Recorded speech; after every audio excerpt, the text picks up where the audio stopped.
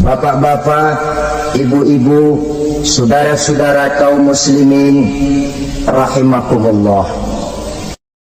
Kalaupun kamu berbuat dosa, penuh langit dengan dosamu, kemudian kamu menyesal dan bertaubat, Allah pasti akan menerima taubatmu. Masih ingat cerita dalam kitab Durratun Nasihin? Saya ulang lagi cerita ini untuk sugesti. Ada buajingan tengik pernah membunuh 99 orang. Satu saat hidayah datang kepadanya, terniat ingin bertaubat. Dicarinya seorang ustadz, ketemu ustadz kepala ngajar. Ustadz, ya, apa? Saya mau taubat, diterima apa tidak taubat saya? Emangnya dosa kamu apa? Saya pernah membunuh 99 orang, Ustadz. Ustadznya melotot. Wih, banyak amat.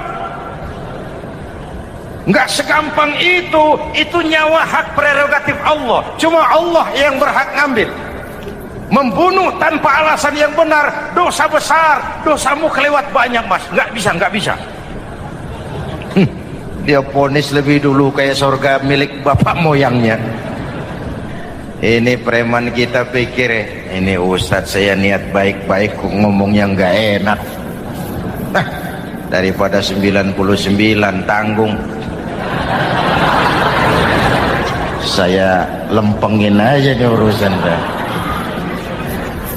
Dibabat lagi ustadz, tamat, selesai, pas, cepet. Niat taubatnya masih terus. Dia mengembara sampai ketemu seorang ustadz yang bijak. Waalaikumsalam Ustadz. Assalam. Ada apa? Ustadz, saya mau taubat, diterima apa enggak sih? Oh, sebelum mentari terbit dari sebelah barat, sebelum napasmu sampai di tenggorokan, Allah akan menerima taubatmu. Boleh jadi dosamu besar, tapi ampunan Allah lebih besar dari dosamu. Begitu Ustaz. Iya. Cuman ngomong-ngomong dosamu apa sih? Ustaz, saya sih tadinya cuma bunuh 99 orang. Terus ada Ustaz ngomongnya nggak enak, jadi saya cukupin 100. Oh, taubatmu diterima asal benar-benar. Cuma begini saja, kampungmu kampung brengsek tuh, lingkunganmu nggak sehat. Kalau kau pulang ke sana lagi, niat taubatmu bisa lentur dan luntur. Kamu pindah saja, hijrah ke kampung lain yang lebih baik. Baik Ustaz, terima kasih. Wah, ngepak koper, pindah. Belum sampai ke kampung yang dituju, ajal datang merenggut nyawa. Ketika ruh keluar dari jasad, ini malaikat rahmah dengan malaikat azab rebutan. Kata malaikat rahmah, ini jatah saya. Orang ini sudah taubat, tempatnya di surga. Kata malaikat azab, nanti dulu. Taubat si taubat, 100 bagaimana urusannya? Bertengkar. Akhirnya Allah mengutus malaikat Jibril, kau adili. Kata Jibril, ukur sajalah mana yang lebih dekat, kampung yang dituju atau kampung yang ditinggalkan. Ketika diukur, kampung yang dituju lebih dekat dari kampung yang ditinggalkan. Kata Jibril, dia jatah malaikat rahmah, taubatnya diterima Allah. Nah, kalau mendengar riwayat seperti ini, jangan diartikan bahwa untuk taubat mesti membunuh 100 orang. Ini harus diartikan bagaimanapun besar dosa dan kesalahan yang kita lakukan, jangan putus asa dari rahmat Allah. Sebaliknya, bagaimanapun banyak kebaikan yang kita kerjakan, jangan puas hati dan sombong diri. Kita belum tahu akhir perjalanan hidup ini. Kita hanya berbuat dan berbuat. Kepastian itu haknya Allah. Ada yang masuk neraka karena menyiksa kucing. Ada yang masuk surga walaupun sudah membunuh 100 orang. Bahkan Kalau nanti saudara di surga ketemu orang-orang soleh, saudara nggak usah kaget, itu memang tempatnya di surga. Saudara akan kaget nanti kalau di surga ketemu pelacur. Pelacur masuk surga. Penasaran, saudara samperin, Mbak Yu. Ya Mas, sampean ada di sini, apa Allah nggak salah wesel ini? Iya Mas, saya ini ada di surga sini. Padahal waktu di dunia dulu saya ini siapa Mas tahu kan? Mas juga langganan kan waktu itu.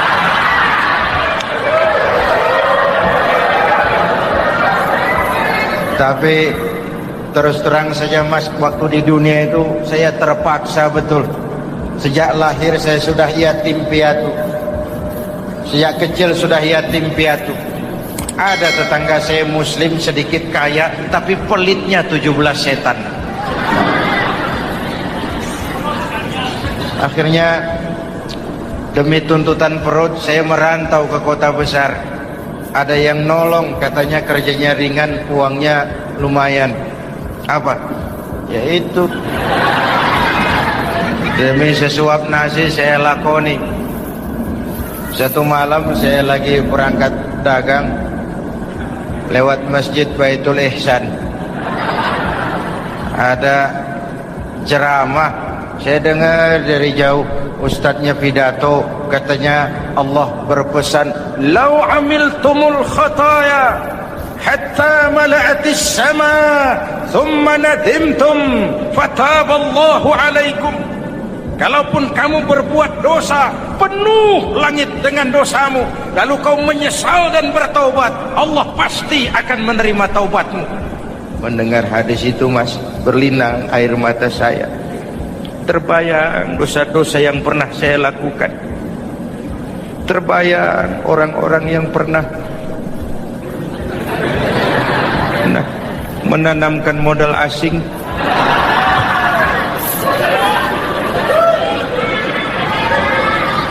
Dikala itu hidayah datang, saya niat taubat pulang kampung Mas, mudik. Lagi ngepak koper mau mudik, tamu datang, saya bilang mulai malam ini saya berhenti dagang. Taubat saya sebenar-benarnya, taubat saya diterima Allah, walaupun mampir dulu, transit dulu di tempat lain. Akhirnya saya sampai juga ke sini. Mau masuk surga? Kata Nabi begini, "Ma min abdin qala la ilaha illallah thumma mata ala dhalik illa dakhalal jannah." Kalau seorang hamba sudah mengucap dua kalimat syahadat, dia yakin dengan kebenaran kalimat itu sampai matinya, orang itu akan masuk surga.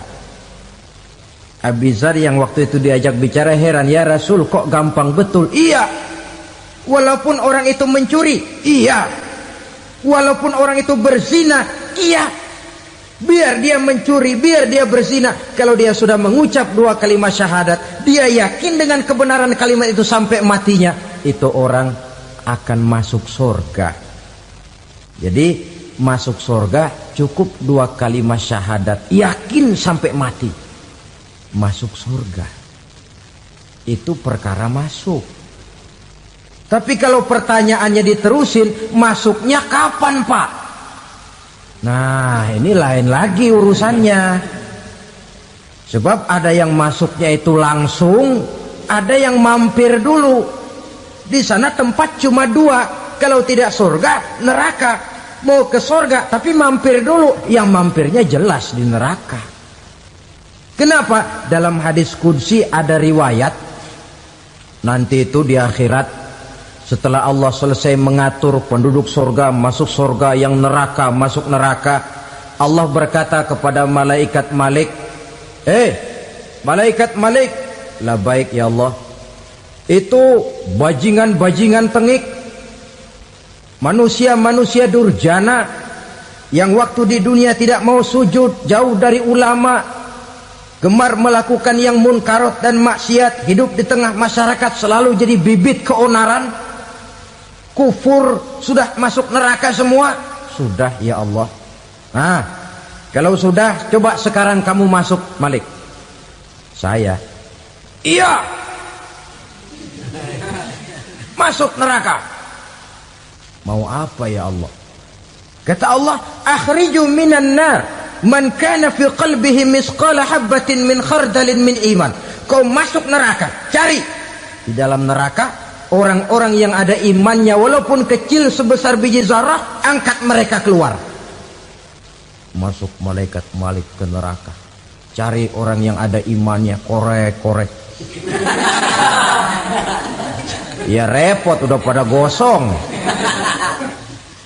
Yang ada imannya diangkat ke atas, yang ada imannya diangkat ke atas, lalu dimandikan di Nahrul Hayat, namanya sungai kehidupan di akhirat nanti.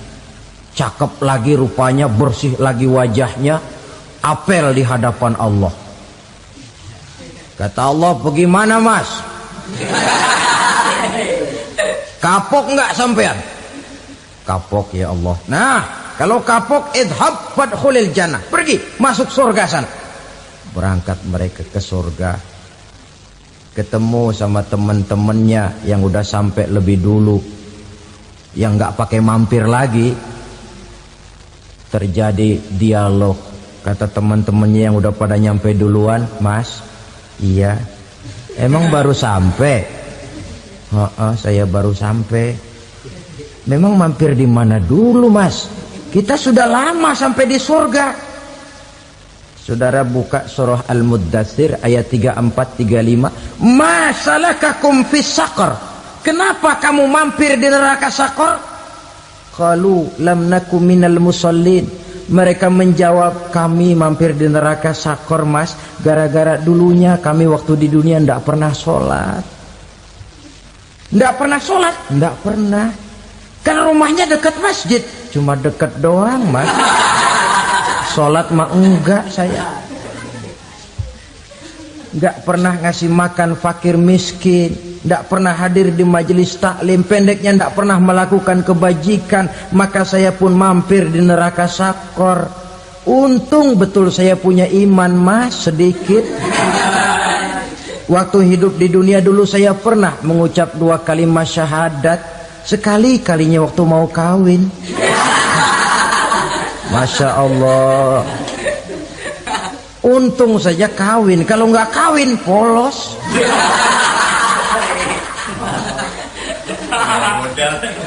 Itu juga pengulu sudah setengah mati ngajarin. Asyhadu alla, asyaduaan, asyaduaan.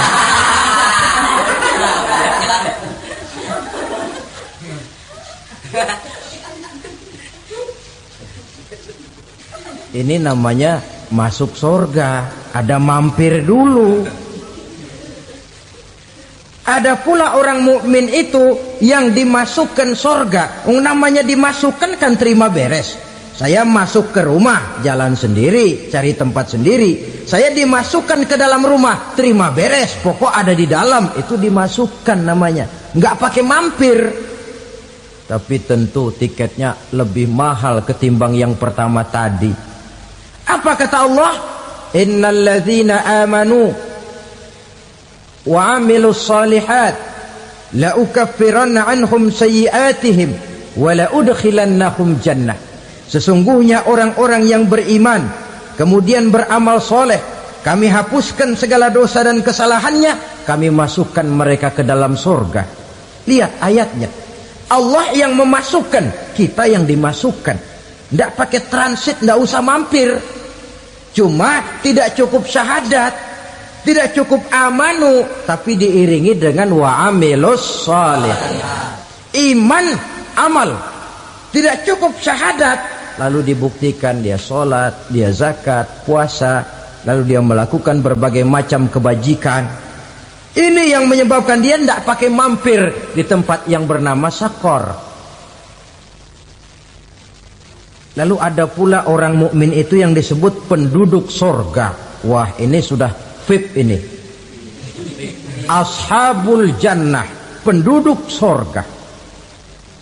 Siapa mereka? Kata Allah, innal ladzina amanu summa istaqamu fala khaufun 'alaihim wala hum yahzanun ulaika ashabul jannah hum fiha khalidun. Sesungguhnya orang-orang yang beriman lalu istiqamah, tetap dalam melaksanakan perintah Allah, tidak goyah, tidak labil tapi stabil, istiqamah, mereka tidak takut dan tidak bersedih hati. Merekalah penduduk surga. Iman, istiqamah. Tidak punya duit, sembayang. Banyak duit, sembayang. Miskin, sembayang. Kaya, tetap sembayang. Istiqamah. Kadang orang kalau susah rajin ke masjid, banyak duitnya ngelihat masjid melengos.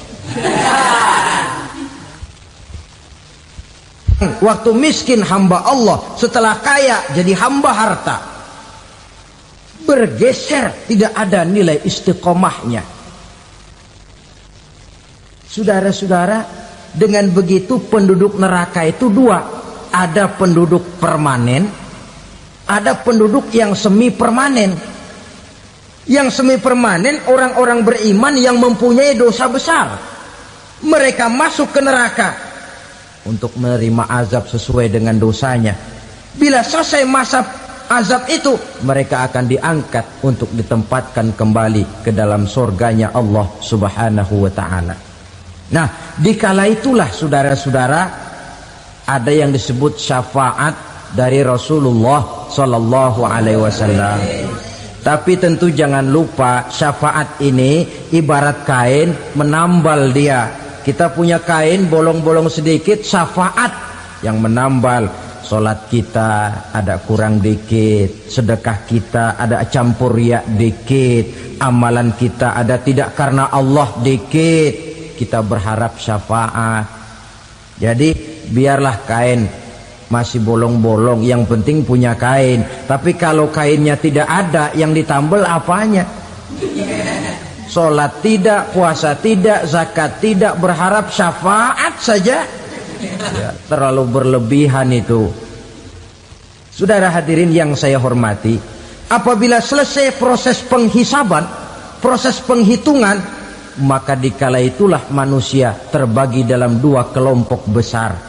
Fariqun fil jannah wa fariqun fis sa'ir. Sekelompok orang-orang beruntung yang masuk ke dalam surga, dan sekelompok lagi masuk ke dalam neraka.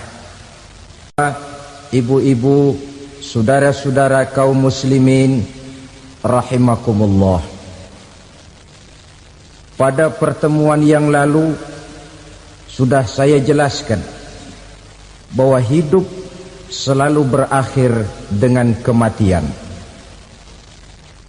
Apabila datang kematian menimpa seseorang, datanglah kiamat baginya.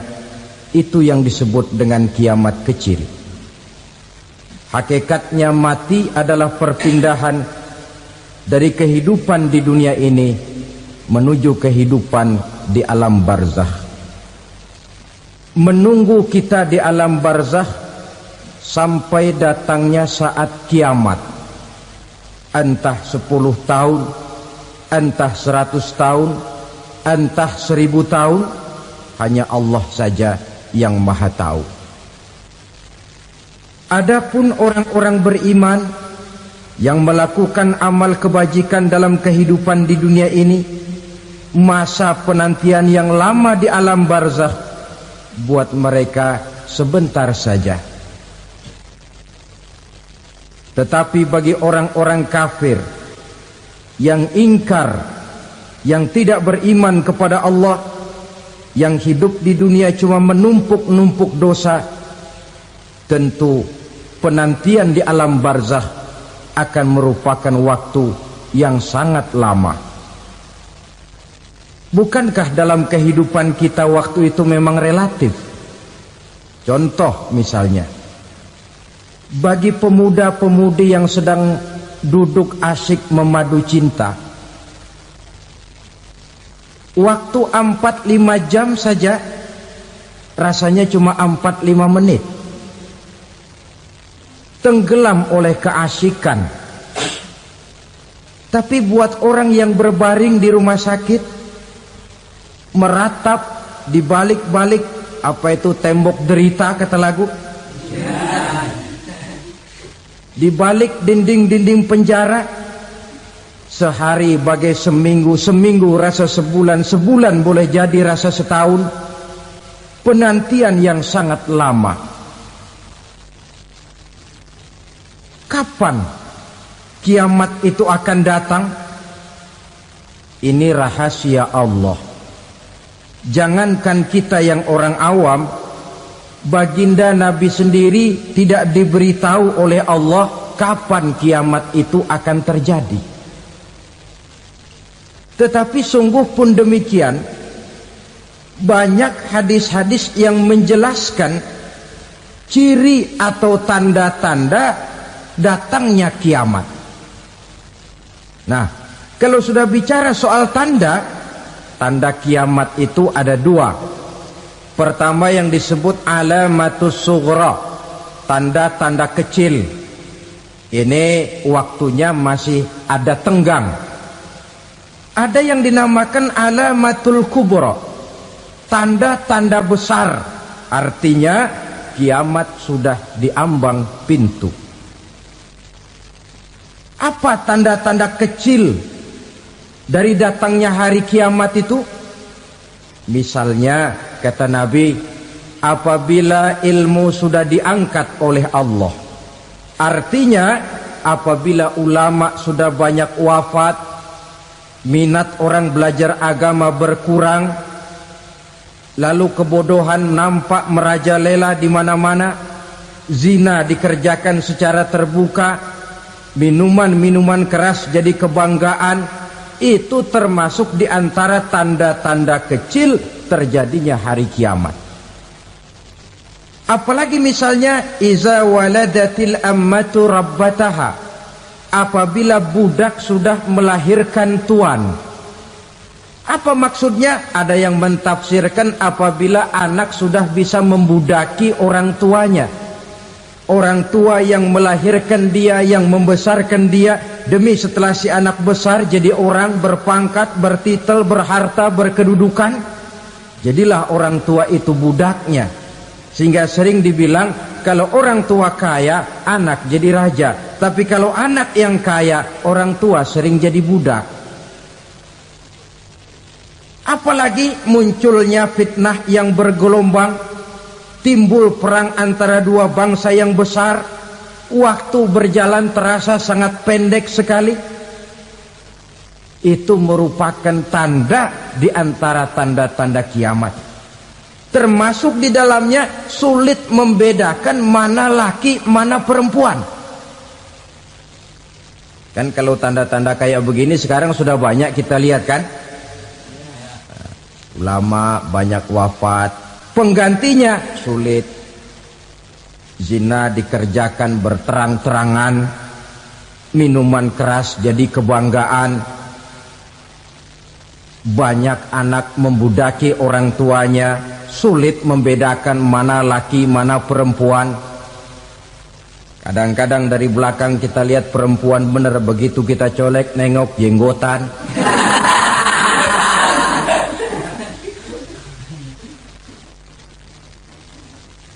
Ini termasuk tanda-tanda kecil, masih ada tenggang sampai akan terjadinya kiamat itu. Nah, yang dimaksud dengan tanda-tanda besar, ini tanda besar artinya kiamat sudah diambang pintu. Pertama, matahari terbit dari sebelah barat. Apabila matahari sudah terbit dari arah sebelah barat, tertutuplah sudah pintu taubat. Bersabda Nabi kita, la taqumus sa'atu hatta tatlu'a syamsu min maghribiha. Tidak akan datang hari kiamat sampai matahari terbit dari arah sebelah barat. Fa iza tala'at, manakala matahari telah terbit dari arah sebelah barat, wara'ahan nasu, manusia banyak menyaksikan itu, amanu ajma'un, mereka pun lalu beriman. Yang tadinya kafir, yang tadinya ingkar, yang tadinya membangkang, setelah melihat matahari terbit dari sebelah barat, buru-buru beriman, berlomba-lomba mengucap dua kalimat syahadat. Tapi apa yang terjadi? Kata Nabi, wadzalika hina la yanfa'u nafsan imanuha lam takun amanat min qabl. Hari itu adalah hari yang iman sudah tidak berguna lagi bagi seseorang apabila sebelumnya memang dia tidak pernah beriman. Au kasabat fi imaniha khaira, atau beriman tetapi tidak pernah melakukan kebajikan di dalam keimanannya itu. Hari yang sudah kasib, hari yang sudah terlambat, beriman tidak akan ada gunanya lagi. Ini pelajaran buat kita. Sebelum sang surya terbit dari sebelah barat, sebelum nafas sampai di tenggorokan, artinya pintu taubat masih terbuka. Kalau dua hal itu sudah terwujud, nafas sudah sampai di kerongkongan atau matahari sudah terbit dari arah sebelah barat, tertutuplah sudah pintu taubat. Tak ada lagi gunanya pangkat, jabatan, harta, bahkan beriman pun dalam suasana macam itu. Too late, kata orang Kulon. Sudah terlambat. Matahari terbit dari arah sebelah barat. Itu tanda besar, artinya kiamat sudah diambang pintu. Lalu apalagi tanda besar? Munculnya Dajjal. Dajjal artinya pendusta-pendusta yang menyesatkan manusia. Ada dua macam Dajjal, saudara. Ada Dajjal kecil. Ini Dajjal kelas 3. Kalau ini sejak zaman Rasulullah sudah ada itu. Tiap zaman ada. Di zaman Rasulullah misalnya ada yang bernama Aswad al-Unsi dari Yaman. Ada yang namanya Musailamah al-Kazzab dari Yamamah. Ada yang namanya Ibnu Sayyad dari Madinah. Ini Dajjal di zaman Rasul. Musailamatul Kazzab memproklamirkan diri jadi nabi dia. Di zaman Rasul masih hidup. Ini Dajjal zaman Nabi. Di zaman sahabat muncul Dajjal. Di zaman kita sekarang ini Dajjal pun gentayangan. Dajjal kelas 3. Kerjanya mendustakan manusia, menyesatkan manusia, memalingkan manusia dari jalan yang benar dan diridhoi oleh Allah Subhanahu wa taala. Adapun yang merupakan tanda besar dari datangnya kiamat, Dajjal kelas kakap. Pembohong-pembohong besar yang menyesatkan masyarakat manusia berpaling dari jalan Allah mengikuti jalan mereka. Apa sih ciri Dajjal itu? Kata Nabi dalam hadis Bukhari Muslim, Inna Dajjala, sesungguhnya yang namanya Dajjal itu yakhruju, satu saat akan muncul mendekati hari kiamat. Wa inna ma'ahu ma'an, si Dajjal ini membawa air. Wanaran, dan juga membawa api. Dua simbol. Di tangan yang satu dia bawa air, di tangan yang satu dia bawa api. Wa ammal ladzi yarahu an-nasu ma'an fanarun. Adapun yang orang banyak lihat air, hakikatnya adalah api. Yang dilihat api, hakikatnya adalah air. Oleh sebab itu, kalau api yang ditawarkan, ambillah air. Kalau air yang ditawarkan, pilihlah api. Maksudnya apa ini? Ini bahasa simbol, saudara-saudara. Dajjal bicaranya seolah-olah untuk kepentingan manusia. Menawarkan surga. Surga yang dia tawarkan hakikatnya neraka. Hai manusia, kalau kau mau bahagia, jangan dekat-dekat dengan agama. Solat itu tidak efektif dan efisien, tidak produktif dari segi ekonomi itu. Menghadiri majelis taklim cuma buang-buang waktu. Tahajud, tasbih, tahlil, baca Quran, apa itu? Pekerjaan mubazir saja. Hidup ini cuma sekali. Masa yang cuma sekali, manfaatkan dengan sebaik-baiknya. Mumpung, dibawanya sifat mumpung tetapi dalam pengertian yang sangat negatif. Bicaranya seolah-olah untuk kepentingan manusia, tetapi sebenarnya menjerumuskan manusia. Menawarkan air tapi sebenarnya api, menawarkan api tapi hakikatnya air. Buat apa kamu sholat? Buat apa kamu bayar zakat? Buat apa kamu puasa? Surga yang dicanangkan Dajjal hakikatnya neraka. Neraka yang digambarkan Dajjal pada dasarnya adalah surga. Jadi memutarbalikan fakta itu kerjaan Dajjal. Yang hak jadi batil, yang batil dibilang hak, yang benar jadi salah, yang salah malah jadi benar. Tuntunan disuruh jadi tontonan, tontonan malah menjadi tuntunan. Itu pekerjaan Dajjal profesinya. Zamannya Nabi Adam, Dajjalnya kan iblis. Betul? Betul. Apa sih gang kerayuan iblis itu? Allah setelah menciptakan Nabi Adam kan bilang, Adam, kau dan istrimu Hawa tinggal di surga ini. Seluruh fasilitas yang ada di surga persilahkan kau nikmati. Satu yang tidak boleh, jangan coba-coba dekati pohon khuldi. Dekat saja jangan, apalagi sampai memetiknya. Datang Dajjal yang namanya iblis ini. Adam, kamu tahu nggak kenapa tidak boleh makan buah khuldi? Ya nggak tahu, pokoknya saya dilarang. Bodoh kamu Dam. Khuldun artinya kekal. Kalau kamu makan itu buah, kau akan kekal di surga buat selamanya. Allah tidak kepengen, maka dilarang kamu makan buah khuldi. Kalau kau ingin kekal di surga Adam, makan saja. Saya bicara begini ini untuk kepentingan kamu Adam. Ini kan ciri-ciri Dajjal. Bicaranya sih seolah-olah untuk kepentingan Nabi Adam, hakikat sebenarnya menjerumuskan Nabi Adam supaya ingkar dan melanggar larangan dari Allah Subhanahu wa ta'ala.